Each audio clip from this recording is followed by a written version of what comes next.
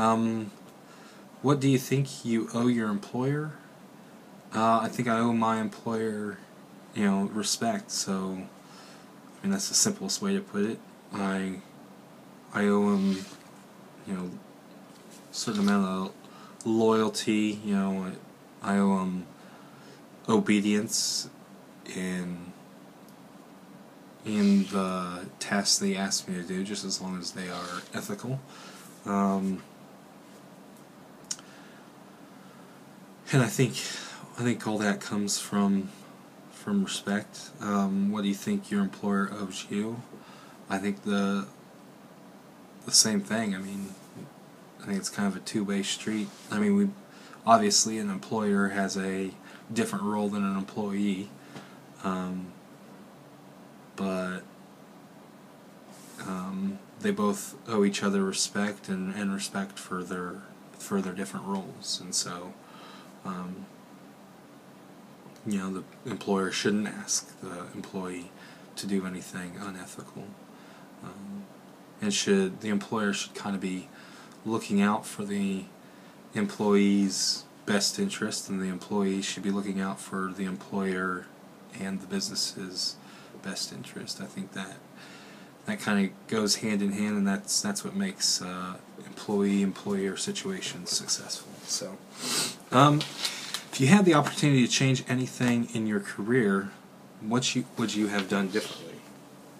Well, I think it's obvious for me. I certainly wouldn't have gone straight out of chiropractic school and tried to start my own business. I think that's that's a easy 20/20 hindsight situation, but if I would have known how sort of inept I was, I would have certainly gone straight into being an associate. Also, one of the things I would have done is I probably would have done a postceptorship, maybe. I mean, maybe that would have changed the idea on what I would have done after the postceptorship, but I would think that I would just go straight into the associateship. But again, I mean, it's one of the things where this certainly was a learning experience, and I don't know if maybe 2 years, maybe a year, maybe 2 years from now, maybe 5 years from now, I'll look back and I'll be like, thank God that I took that risk, because I learned quite a bit from it, and I hope I end up saying that. So who knows? I might have not. After 5 years from now, I might not have changed anything.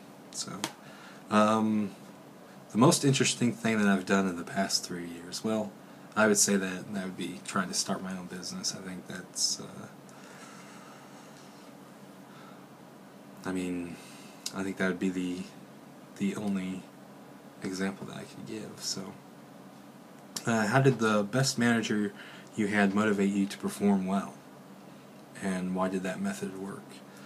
I worked at Radio Shack for a short while I was in college, in undergrad, and for the most part, Radio Shack makes most of the money off of selling cell phones, and one of the things that my manager did was encourage me to sell as many cell phones as possible, and he kind of didn't.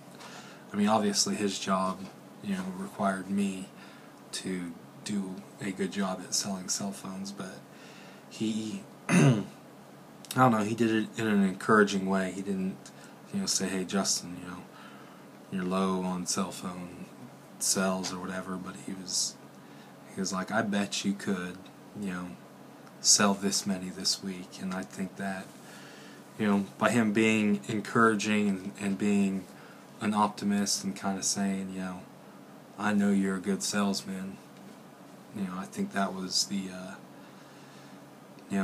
kind of put some fire in my belly to go do my best. So I think the encouragement definitely worked.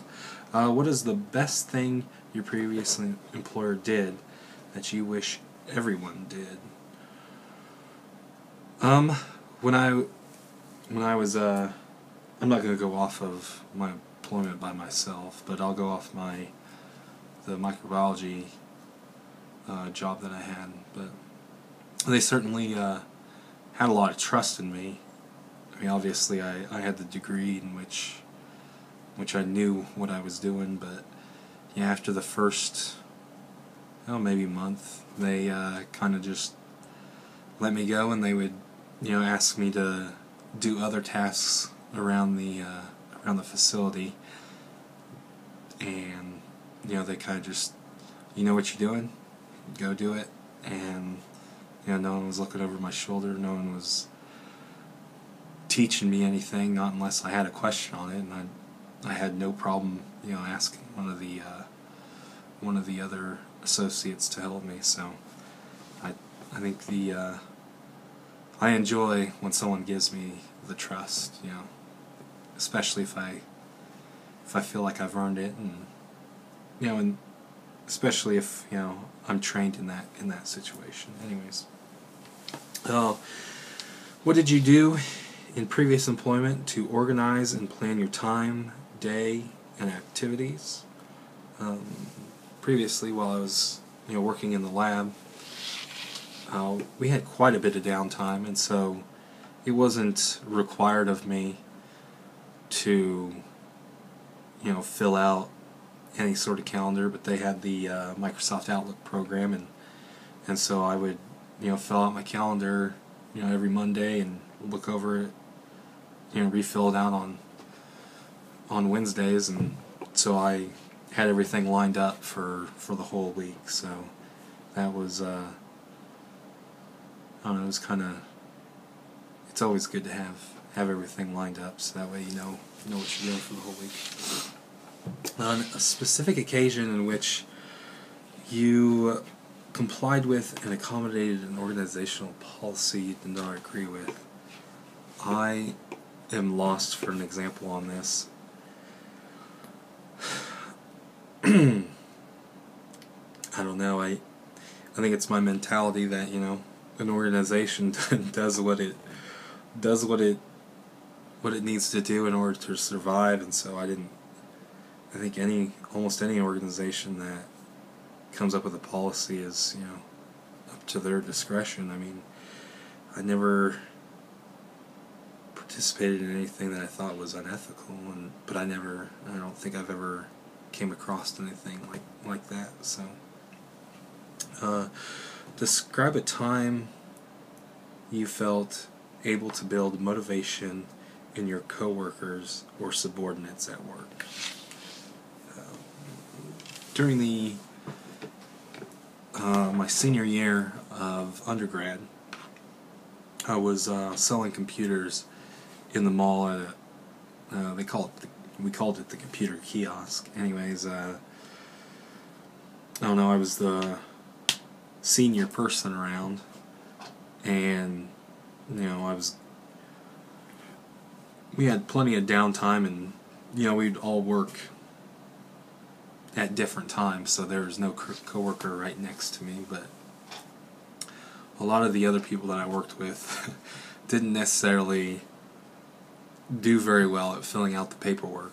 So what the customers were doing was financing computers, and in order for the finance company to give the owner of the business the money for the computer, all the paperwork had to be filled out correctly. And so me being the senior person around, I was kind of annoyed with my boss always, asking me what are people doing around there.